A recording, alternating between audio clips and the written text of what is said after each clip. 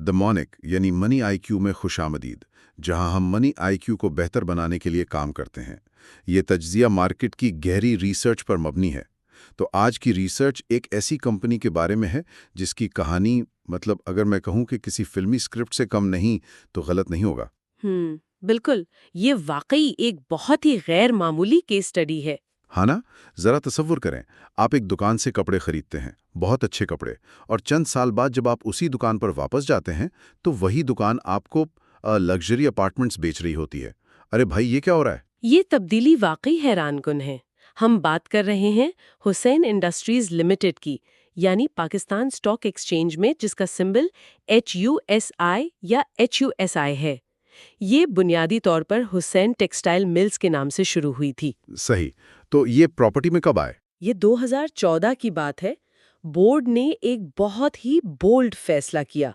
उन्होंने अपना दहाइयों पुराना, यानी जो उनका खानदानी टेक्सटाइल का कारोबार था, वो मुकम्मल तौर पर खत्म कर दिया और रियल एस्टेट और कंस्ट्रक्शन की दुनिया में छलांग लगा दी। वाह! एक मिनट, मतलब टेक्सटाइल मिल चलाना और एक हाउसिंग सोसाइटी बनाना, ये दोनों तो बिल्कुल ही अलग चीज़ें हैं। इस तब्दीली के बाद उनके माली हालात कैसे रहे और 2019 से लेकर 2026 तक उनका सफ़र कैसा रहा? आज हमारा मिशन यही समझना है और मुस्तकबिल की सरमायाकारी की हिकमत अमली भी तय करनी है। बिल्कुल। तो इस तब्दीली की कहानी शुरू करने से पहले ये जानना बहुत जरूरी है कि इस कंपनी की बागडोर आखिर किनके हाथों में है, क्योंकि इतने बड़े फैसले कोई आम मैनेजमेंट तो नहीं ले सकती। तो आदाद और शुमार क्या कहते हैं शेयर होल्डिंग के बारे में? अच्छा, तो 30 जून 2025 तक कंपनी के पास कुल 10.626 मिलियन शेयर्स थे, जो कि 1020 शेयर होल्डर्स के पास हैं। इसमें सबसे बड़ा हिस्सा यानी 33.94% सीधा कंपनी के डायरेक्टर्स के पास है। अच्छा, एक सेकंड, यहाँ नाजरीन की आसानी के लिए बताता चलूँ, ये जो हम आउटस्टैंडिंग शेयर्स की बात कर रहे हैं, इसका मतलब है वो कुल शेयर्स जो उस वक्त मार्केट या सरमायाकारों के पास मौजूद हैं। यानी अगर डायरेक्टर्स के पास सबसे ज़्यादा हिस्सा है तो इसका मतलब है कंट्रोल बहुत सख्त है। बिल्कुल सही कहा आपने, उनका अपना पैसा दांव पर लगा है। इसके अलावा हुसैन इब्राहिम फाउंडेशन के पास 20.57% शेयर्स हैं और आम अफराद यानी पब्लिक के पास सिर्फ 16.01% शेयर्स हैं। और बाकी के शेयर्स? बाकी रिफाही इदारों के पास 14% के करीब, इन्वेस्टमेंट कंपनियों के पास 9% और कुछ ट्रस्ट वगैरह के पास हैं। CEO मिस्टर हुसैन जमाल के पास भी 1.45% शेयर्स हैं। तो यानी कंट्रोल बहुत मजबूत है। तो इस मजबूत कंट्रोल का असल इम्तिहान शुरू होता है 2018 और 19 में जाकर, है ना? क्योंकि मैं देख रहा था कि 2018 तक तो कंपनी मुसलसल नुकसान में जा रही थी। हाँ, पूरे 8 सालों से कंपनी नुकसान में थी। 2018 में उन्हें 66.734 मिलियन रुपए का खालिस नुकसान हुआ था। ये बहुत बड़ा धचका था। तो फिर 2019 में ऐसा क्या जादू हुआ? वो उनका, जिसे कहते हैं, टर्न अराउंड साल साबित हुआ। 2019 में उन्होंने अपना पिछला तमाम टेक्सटाइल का जो बचा खुचा स्टॉक था वो बेच दिया और प्रॉपर्टी और रेंटल इनकम से एक नया आगाज किया। अब मजे की बात देखें, 2019 में उनकी टॉप लाइन में 14% की कमी आई, यानी वो 63 मिलियन रुपए रह गई। अच्छा, यहाँ जरा रुककर इस्तिलाहात वाजे कर दूं। टॉप लाइन से मुराद कंपनी की कुल सेल्स या आमदनी होती है जो काउंटर पर आती है, और बॉटम लाइन का मतलब है तमाम इखराजात निकालने के बाद बचने वाला खालिस मुनाफा। तो आप कह रही हैं कि टॉप लाइन गिर गई थी? बिल्कुल गिर गई थी, क्योंकि पुराना स्टॉक खत्म हो रहा था। लेकिन खुशाइंद बात यह थी कि 8 साल बाद कंपनी की बॉटम लाइन पॉजिटिव हो गई। उन्होंने 5.467 मिलियन रुपए का खालिस मुनाफा कमाया। अरे वाह! मतलब सेल्स गिरे पर मुनाफा आ गया, ये कैसे? इसकी वजह थी उनका ग्रॉस प्रॉफिट मार्जिन या GP मार्जिन, जो 2019 में 78% तक पहुंच गया था। 78%? ये तो बहुत ज्यादा है। बिल्कुल, क्योंकि जब वो टेक्सटाइल में थे तो उनकी लागत बहुत ज्यादा थी। अब सिर्फ प्रॉपर्टी थी और किराया आ रहा था, तो लागत गिर गई और मार्जिन आसमान पर चला गया। सही। तो एक अच्छा आगाज मिलने के बाद क्या ये कामयाबी बरकरार रही? मेरा सवाल ये है कि क्या रियल एस्टेट का सफर इतना ही आसान था जितना बज़ाहिर लग रहा था? बिल्कुल नहीं, रियल एस्टेट का सफर कभी भी सीधा नहीं होता। اب 2020 کو ہی دیکھ لیں، لیز انکم کی وجہ سے ان کی سیلز میں تقریباً 70% اضافہ ہوا اور یہ 108 ملین روپے ہو گئیں۔ تو پھر تو منافع بھی بڑھنا چاہیے تھا۔ یہی تو رولر کوسٹر ہے، سیلز تو بڑھیں لیکن خالص منافع 54% گر کر صرف 2.463 ملین روپے رہ گیا۔ ہیں؟ ایک منٹ، سیلز بڑھیں تو منافع کیوں گرا؟ یہ تو کھاتے ہی الٹے ہو گئے۔ میں بتاتی ہوں، اس کی پیچھے ایک بہت بڑی وجہ تھی اور وہ تھی فنانس کاسٹ، یعنی قرضوں پر سود۔ 2019 میں یہ فنانس کاسٹ صرف 5,000 روپے تھی۔ صرف 5,000 روپے؟ جی ہاں، اور 2020 میں یہ بڑھ کر 60.52 ملین روپے ہو گئی۔ ارے باپ رے، 5,000 سے سیدھا 60 ملین؟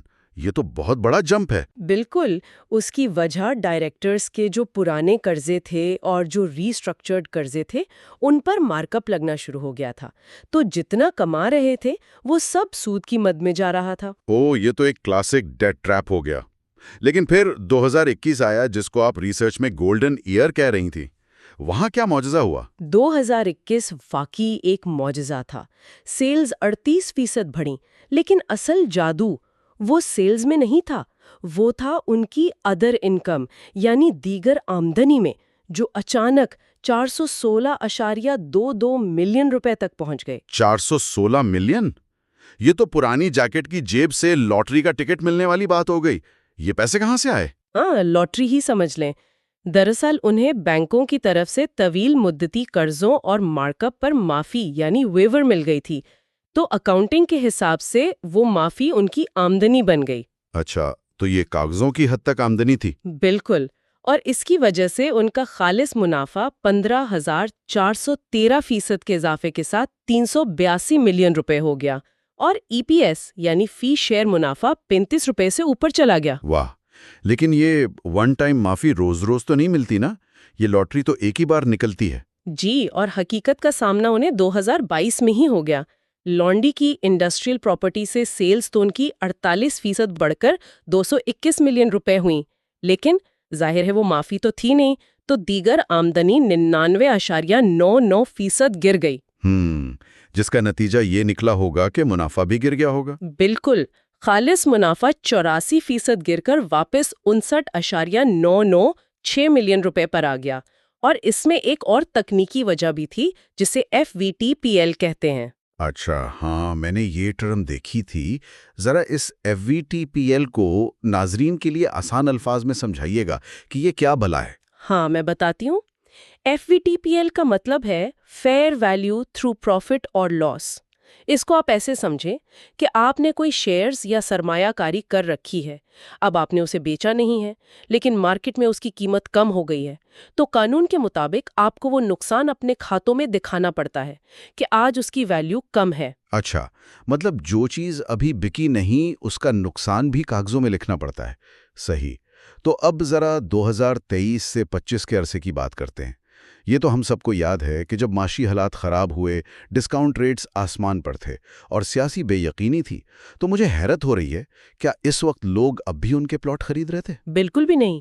2023 میں معاشی دباؤ بہت شدید تھا، خریداروں کی قوت خرید بالکل ختم ہو چکی تھی، ان کی سیلز 27% گر کر 160 ملین روپے رہ گئیں۔ اوہ، اور منافع تو 64% گر کر صرف 21 ملین روپے پر آ گیا۔ تو یہ تو بڑا خطرناک علام تھا ان کے لیے۔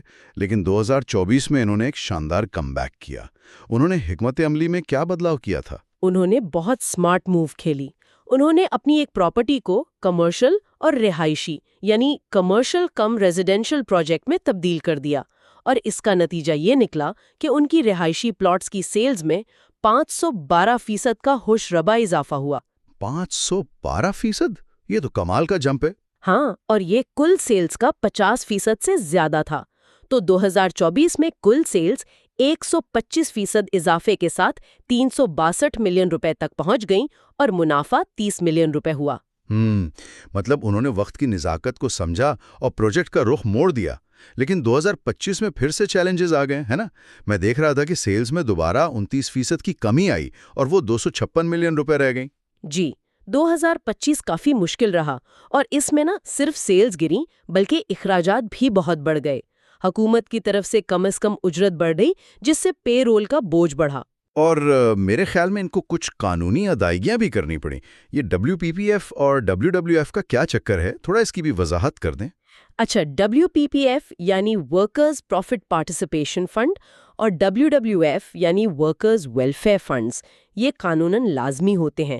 اگر کمپنی منافع دکھا رہی ہے تو ایک مخصوص حصہ ورکرز کی فلاح کے لیے دینا پڑتا ہے، اس کے لیے انہیں رقم مختص کرنی پڑی۔ صحیح، تو اس ساری صورتحال میں انہوں نے اپنا پیسہ بھی تو کہیں اور منتقل کیا تھا؟ ہاں، انہوں نے اپنا پیسہ میزان روزانہ آمدنی فنڈ سے نکال کر کیش فنڈ میں منتقل کر دیا تاکہ ان کے پاس لیکوڈیٹی یعنی نقد رقم موجود رہے، لیکن پھر بھی منافع تھوڑا سا کم ہو کر 28 ملین روپے کے قریب رہ گیا۔ یہ سب تو ماضی تھا۔ اب آتے ہیں حال اور مستقبل پر کہ ایک عام سرمایہ کار کو اب کیا سوچنا چاہیے۔ اگر ہم مالی سال 2026 کے پہلے 9 مہینوں یعنی 9FY26 کو دیکھیں تو کیا ٹرینڈ نظر آ رہا ہے؟ حالیہ کارکردگی میں سیلز مزید 18% گر کر 150 ملین روپے رہ گئی ہیں، لیکن ایک بہت زبردست مثبت علامت بھی ہے۔ وہ کیا؟ کیونکہ سیلز گرنا تو اچھی بات نہیں ہے۔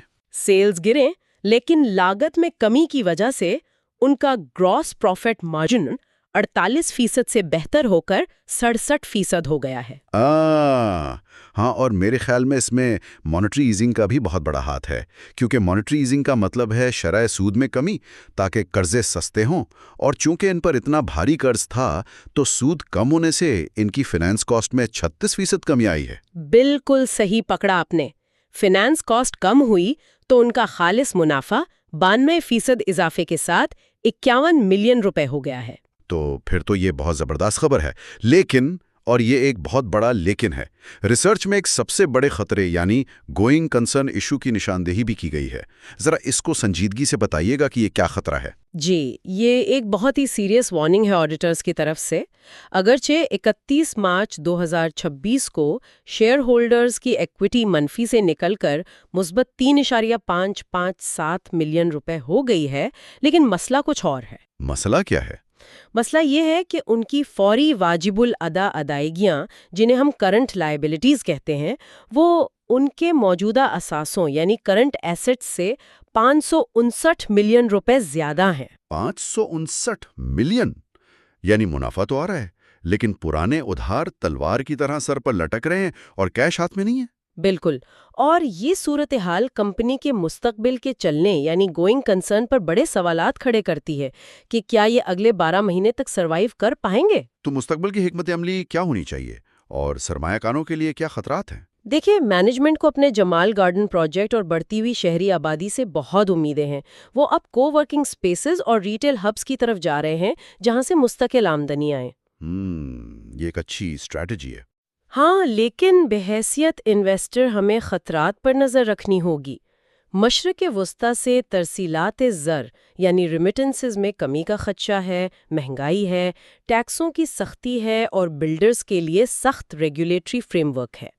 تو انویسٹمنٹ اسٹریٹجی کے حوالے سے آپ کا کیا مشورہ ہوگا؟ مشورہ یہی ہے کہ انویسٹرز کو کڑی نظر رکھنی چاہیے کہ کیا یہ کمپنی اپنے قرضوں کو مینج کر پاتی ہے اور کیا وہ ان کمرشل پراپرٹیز سے مستقل لیز انکم لانے میں کامیاب ہوتی ہے یا نہیں۔ اگر ہاں تو یہ ایک ٹرن اراؤنڈ ہوگا، ورنہ بہت رسکی ہے۔ بالکل صحیح۔ تو ناظرین، سوچنے کی بات یہ ہے کہ اگر HUSI اپنے پرانے ماڈل کو چھوڑ کر کو ورکنگ سپیسز اور ریٹیل کی طرف جا کر کامیاب ہو جاتی ہے تو کیا پرانی طرز کی تمام ریئل اسٹیٹ کمپنیز کو بھی بدلنا پڑے گا، یا پھر ان کے یہ بھاری قرضے کسی بڑی کمپنی کو انہیں خریدنے پر مجبور کر دیں گے؟ یہ وہ چیز ہے جس پر آپ کو خود بھی ریسرچ کرنی چاہیے۔ بالکل، یہ مارکیٹ ڈائنامکس ٹو بدلنے والی چیز ہو سکتی ہے۔ تو کامنٹس میں ہمیں وہ ٹاپکس یا کمپنیوں کے نام ضرور بتائیں جن پر آپ مستقبل میں اسی طرح کا ریسرچ بیسڈ کنٹینٹ دیکھنا چاہتے ہیں۔ مستقبل کی اپڈیٹس کے لیے بیل آئیکن کو دبائیں اور ہمارے چینل کو لائک اور سبسکرائب کریں۔ ملتے ہیں اگلی گہری ریسرچ کے ساتھ۔ Like and subscribe.